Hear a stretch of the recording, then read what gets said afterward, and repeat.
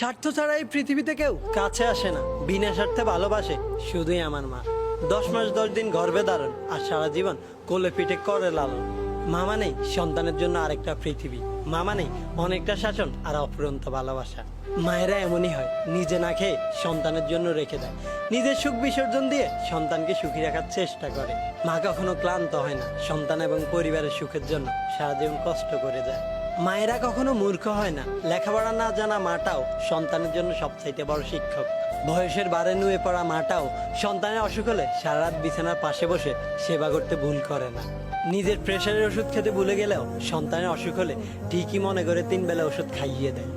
দেখতে কালো মেয়েটিও তার মায়ের কাছে দুনিয়ার সবচাইতে বেশি সুন্দরী, একেবারে কুৎসিত ছেলেটিও তার মায়ের কাছে রাজকুমার। মা ছাড়া দুনিয়াটাই অন্ধকার। মা শুধু একটি শব্দ নয়, মা মানে একটি পৃথিবী।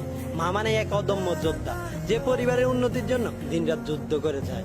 মা শুধু মাই হয়, মায়ের তুলনা কারোর সাথে সম্ভব নয়। তাই তো উপরওয়ালা